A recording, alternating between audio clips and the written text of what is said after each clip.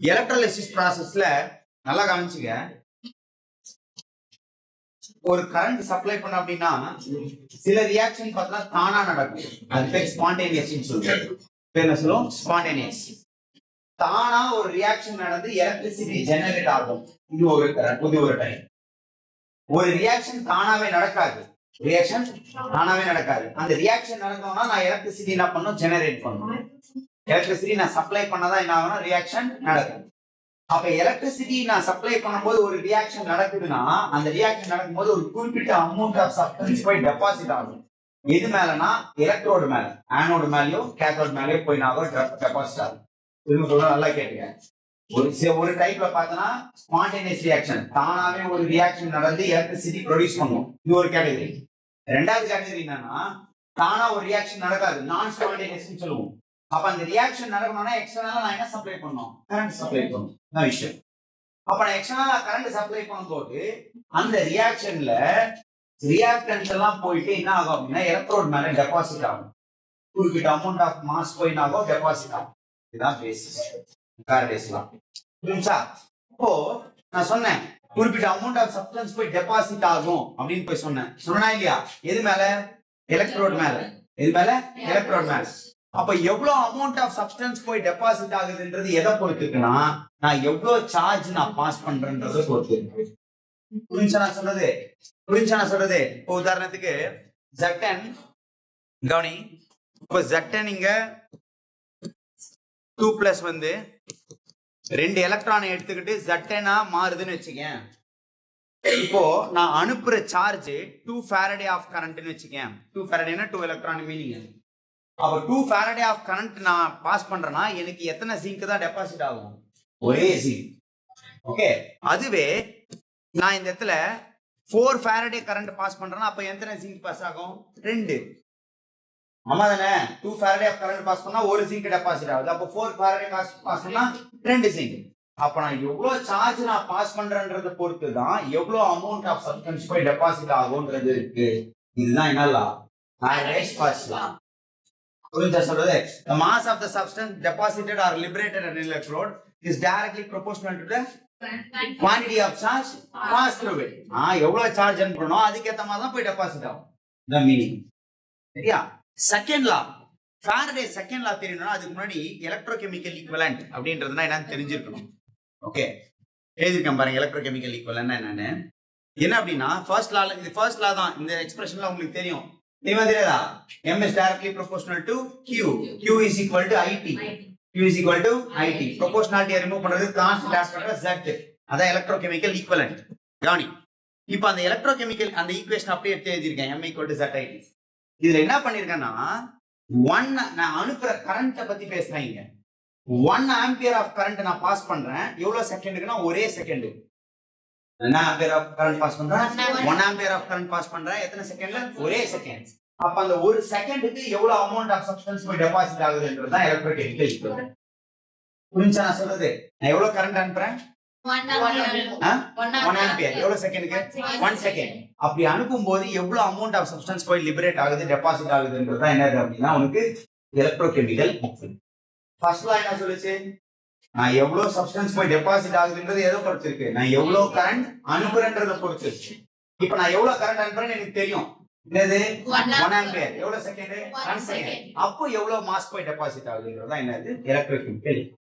Okay. அப்ப M equal to ZIT. ஐன்றது எத்தனை ampere?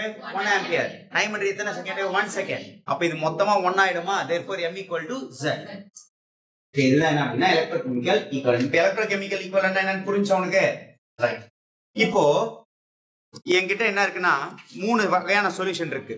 Copper sulphate இருக்கு, நிக்கல் சல்ஃபேட் இருக்கு,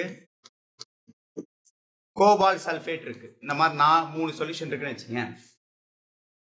இப்போ இதுலயுமே 2 ஆம்பியர் ஆஃப் கரண்ட் பாஸ் பண்றேன். இதுலயும் 2 ஆம்பியர் ஆஃப் கரண்ட் பாஸ் பண்றேன். இதுலயும் 2 ஆம்பியர் ஆஃப் கரண்ட் பாஸ் பண்றேன். ஓகே. நான் equal amount of current different electrolyte. இது காப்பர், இது நிக்கல், இது கோபால்ட். மூணுமே வேற வேற. அப்ப ஈக்குவல் அமௌண்ட் ஆஃப் கரண்ட் தான் பாஸ் பண்றேன். நான் ஈக்குவல் அமௌண்ட் கரண்ட் தான் பாஸ் பண்றதுனால இங்க 2 கிராம் டெபாசிட் ஆகுதுனா இங்க 2 தான் டெபாசிட் ஆகும்னு சொல்ல முடியாது. அதான் இந்த செகண்ட் லா. புரிஞ்சா நான் சொல்றது? Same quantity of a charge நான் டிஃபரண்ட் எலக்ட்ரோலைட்டிக் சொல்யூஷன்ல பாஸ் பண்றேன். நான் பாஸ் பண்ற குவாண்டிட்டி ஆஃப் சார்ஜ் எவ்வளோ 2 ஆம்பியர் 2 ஆம்பியர் நான் பாஸ் பண்றதுனால எல்லாத்துலயுமே 2 கிராம் தான் டெபாசிட் ஆகும்னு என்னால சொல்ல முடியாது. அப்ப அது எதை பொறுத்து இருக்குன்னா எலக்ட்ரோகெமிக்கல் ஈக்குவலன்ட் பொறுத்து இருக்கு. எதை பொறுத்து இருக்கு? Electrochemical equivalent. இல்லையா? இதுல 1 ஆம்பியர் ஆஃப் கரண்ட் பாஸ் பண்ணா 1 செகண்ட் பாஸ் பண்ணா எவ்வளவு டெபாசிட் ஆகும்ன்றது வேற மாதிரி இருக்கும். இதுல 1 ampere of current 1 second pass பண்ணா டெபாசிட் ஆகிறது வேற மாதிரி இருக்கும். இதுல 1 ampere of current 1 second pass பண்ணா டெபாசிட் ஆகிறது வேற மாதிரி இருக்கும். அப்போ ஒரே ஈக்குவல் ஆஃப் கரண்ட் அனுப்புறதுனால ஒரே mass of the substance deposit ஆகும் லிபரேட் ஆகும்ன்றது மீனிங் கிடையாது. அதுதான் என்னலாம் Faraday second law. பாரு, when the same quantity of charge is passed through the solution of a different electrolyte, வேற எலக்ட்ரோலைட்ல சேம் குவாண்டிட்டி ஆஃப் சார்ஜ் நான் பாஸ் பண்றேன். அப்போ the mass of the substance liberated is directly proportional to electrochemical equivalent. சேமாலாம் இருக்காது. எதை பொறுத்து இருக்கும்? Electrochemical equivalent பொறுத்து தான் இருக்கும். நீ சொல்றதா என்னலாம் Faraday second law. ஃபர்ஸ்ட் லா என்ன சொல்லுது? எவ்வளவு மாஸ் ஆஃப் சப்ஸ்டன்ஸ் லிபரேட் ஆகுதுன்றது எதை பொறுத்து இருக்கு? எவ்வளவு சார்ஜ் நான் பாஸ் பண்றேன்றது. அதுதான் m is directly proportional to q. Faraday's first law. அடுத்து எலக்ட்ரோகெமிக்கல் ஈக்குவலன்ட் ஒன்னு தெரிஞ்சுக்கணும். அப்பதான் செகண்ட் லா தெரியும்னு சொன்னேன். எலக்ட்ரோகெமிக்கல் ஈக்குவலன்ட் என்ன? 1 ampere of current 1 second pass பண்றேன். அப்ப எவ்வளவு மாஸ் ஆஃப் சப்ஸ்டன்ஸ் டெபாசிட் ஆகுதுன்றது தான் எலக்ட்ரோகெமிக்கல். அடுத்து என்ன பண்றேன்னா ஒரே amount of charge different electrolytic சொல்யூஷன்ல பாஸ் பண்றேன். அப்போ ஒரே amount of charge different electrolytic சொல்யூஷன்ல பாஸ் பண்ணும்போது எல்லாத்துலயுமே same amount of substance liberate ஆகும்னு சொல்ல முடியாது. அது எதை பொறுத்து இருக்கு? எலக்ட்ரோகெமிக்கல் ஈக்குவலன்ட் பொறுத்து இருக்கு. அப்படின்னா என்ன அப்படின்னா Faraday second. சரியா? ரைட். அடுத்து எலக்ட்ரோகெமிக்கல். ரைட். சோ அடுத்து எடுத்துக்கிறீங்க அப்படின்னா எலக்ட்ரோகெமிக்கல் செல். எலக்ட்ரோகெமிக்கல் செல் அப்படின்றது என்னன்னா நான் இதுக்கு முன்னாடி ஒன்னு சொன்னேன். என்ன சொன்னா மொத்தம் 2 வகையான செல். ஒன்னு ஸ்பான்டேனியஸ் ரியாக்ஷன் தானா நடக்கும். நடக்கிறது மூலமா எலக்ட்ரிசிட்டி ஜெனரேட் ஆகும்னு சொன்னேன். அப்ப அந்த இடத்துல பார்த்தா தானா நடக்கிற ரியாக்ஷன் மூலமா எலக்ட்ரிசிட்டி ஜெனரேட் ஆகுதுன்றது வந்து chemical energy is converted into electrical energy. ஒரு ரியாக்ஷன் தானா நடக்காது. அந்த ரியாக்ஷன் நடக்கணும்னா நான் எலக்ட்ரிசிட்டி பாஸ் பண்ணணும்.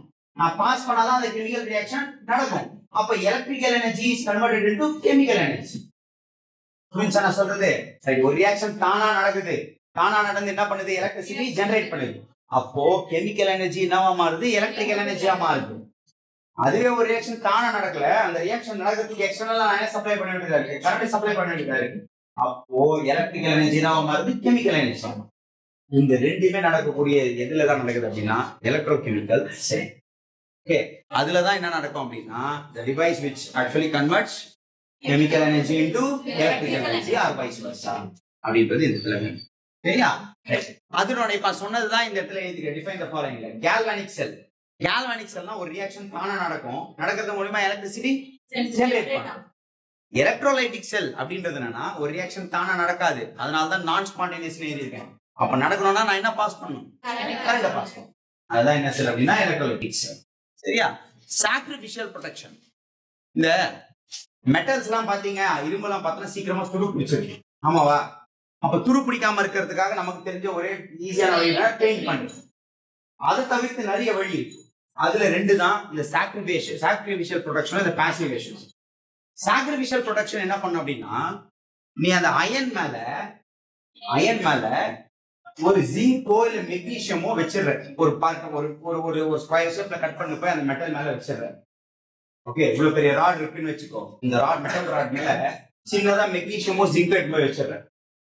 அயன் ஆக்சிடைஸ் ஆனாதான் துரு பிடிக்கும். அயன் ஆக்சிடைஸ் ஆனாதான் துரு பிடிக்கும்.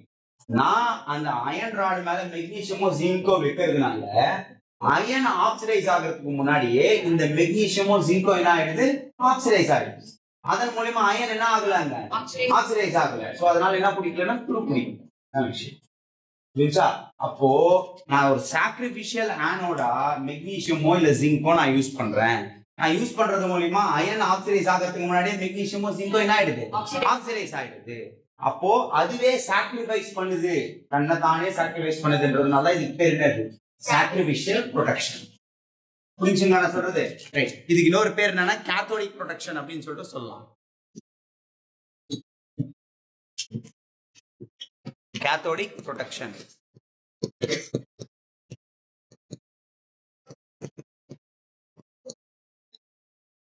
சாக்ரிஃபிஷியல் ப்ரொடெக்ஷன் சொல்லலாம், இல்ல கேத்தோடிக் ப்ரொடெக்ஷன் அப்படின்னு சொல்லிட்டு சொல்லலாம். Next one பாரு passivation.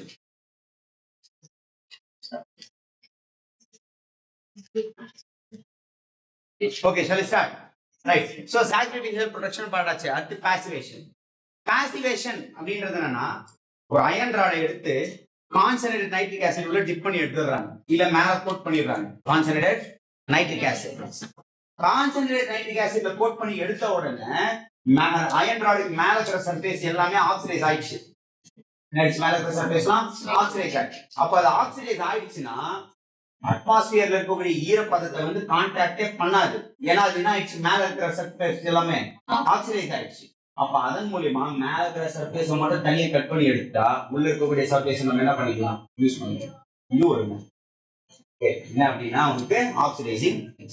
ஏன்னா ஒருவேளை நீ அப்படி வச்சுட்டு வச்சுக்கேன், ஈரப்பதம் என்னன்னா மேல கலர் ஏரியா மட்டும் துரு பிடிக்க வைக்காது. ஃபர்ஸ்ட் எங்க இருந்து தான் ஆரம்பிக்கும், உள்ள இருந்து தான் ஆரம்பிக்கும். புரிஞ்சா? இந்த நைட்ரிக் ஆசிட் போற மூலியமா மேல இருக்கிறது ஃபுல்லாவே ஆக்சிடைஸ் ஆயிடுச்சு. அப்ப அதை மட்டும் நான் ரிமூவ் பண்றது ரொம்ப ஈஸியா இருக்கும். அப்ப உள்ள இருக்கிறது பெரும்பாலும் காப்பாற்றிடலாம் அப்படின்றதுதான் என்ன விஷயம் அப்படின்னா பாசிவேஷன்.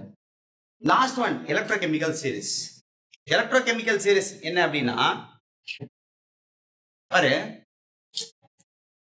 நம்ம எழுதியிருப்போம். என்ன எழுதியிருப்போம்னா E0 is equal to galvanic cell எல்லாம் படிச்சிருப்பீங்க. என்ன இது 1.1 volt.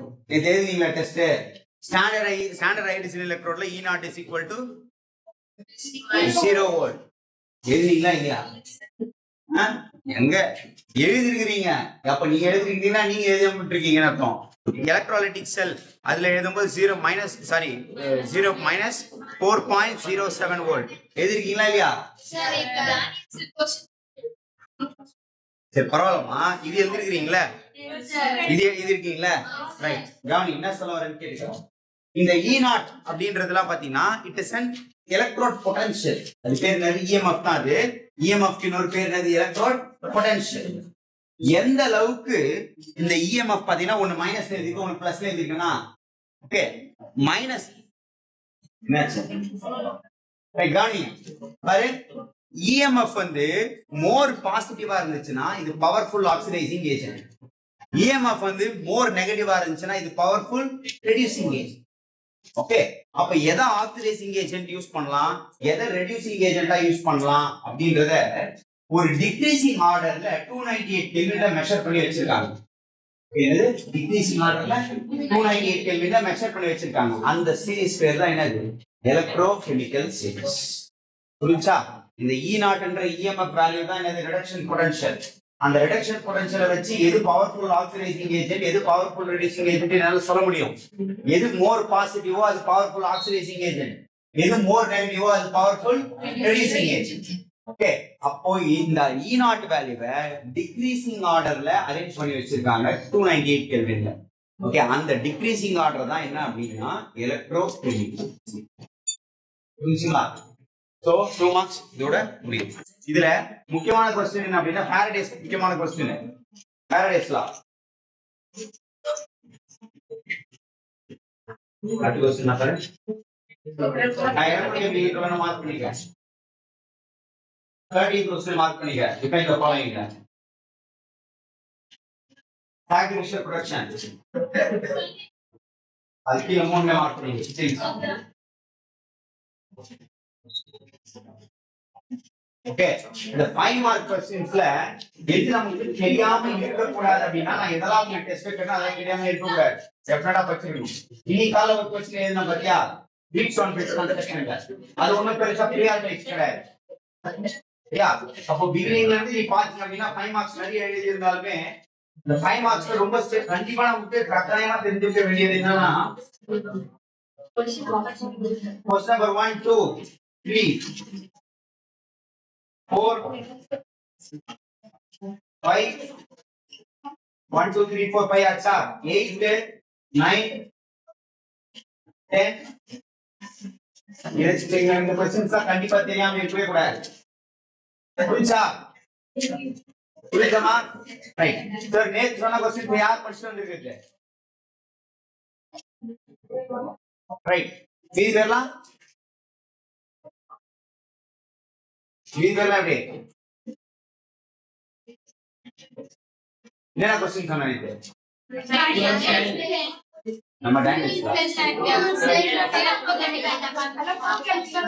ஃபியூவல்ஸ்ல எலக்ட்ரோகெமிக்கல் மெக்கானிசம் அப்ரோச் சொன்னா லித்தியம் அயன் பேட்டரி எழுதுறதுன்னா என்ன படிச்சீங்களா போட்ராஸ்ல